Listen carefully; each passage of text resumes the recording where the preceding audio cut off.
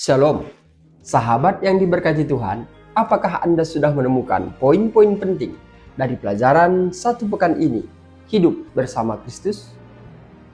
Di video ini, kami menyajikan poin-poin penting. Untuk itu, ikuti video ini sampai akhir, supaya kita dapat mendapatkan poinnya, serta dapat mendiskusikannya di hari Sabat ini. Di Sabat petang, Kolose 3:1-7 dan Kolose 3:1 mengatakan bahwa orang percaya harus berpikiran surgawi. Kemudian Rasul Paulus juga berkata, carilah perkara yang di atas. Artinya hidup kita tidak lagi fokus pada dunia ini saja, tapi pada Kristus dan kerajaannya. Jika pikiran kita hanya pada dunia, kita tidak berguna bagi Tuhan. Apa yang perlu kita ingat di pelajaran hari Sabtu atau Sabat petang? Yaitu pikiran kita menentukan arah hidup kita. Apakah kepada dunia atau kepada Tuhan.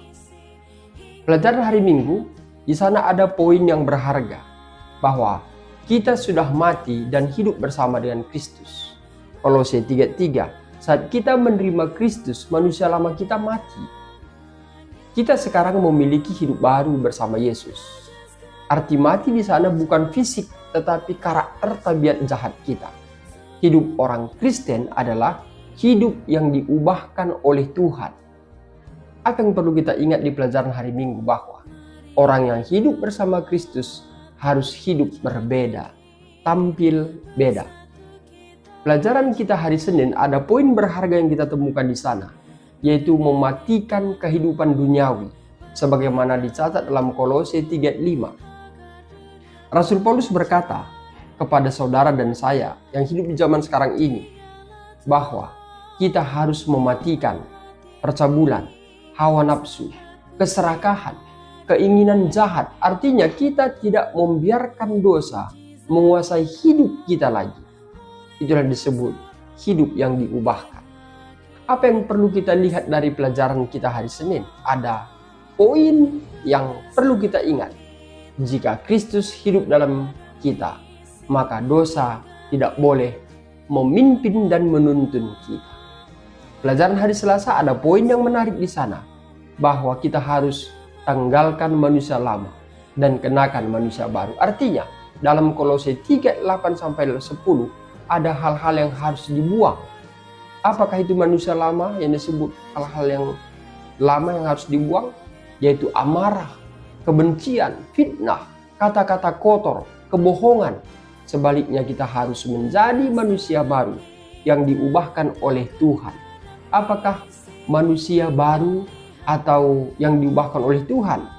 Yaitu semua perkataan yang sedap didengar, semua yang manis, perbuatan yang baik, lemah lembut, dan seterusnya. Apa yang perlu kita ingat di pelajaran hari Selasa ini, kita bukan lagi manusia lama. Mari kita masuk pelajaran hari Rabu. Di sana kita temukan poin-poin yang sangat menarik, yaitu kenakan karakter Kristus. Kolose 3:12-14. Orang yang hidup bersama Kristus harus memiliki belas kasihan, kemurahan, kerendahan hati, kelemah lembutan, kesabaran, saling mengampuni, dan juga kasih. Dan Paulus berkata kepada jemaat Kolose dan juga kepada kita yang hidup di zaman sekarang ini, bahwa di atas semuanya itu kenakanlah kasih. Apa yang perlu kita ingat di pelajaran hari Rabu? Bahwa kasih adalah tanda seseorang hidup bersama dengan Kristus. Mari kita masuk di pelajaran hari Kamis.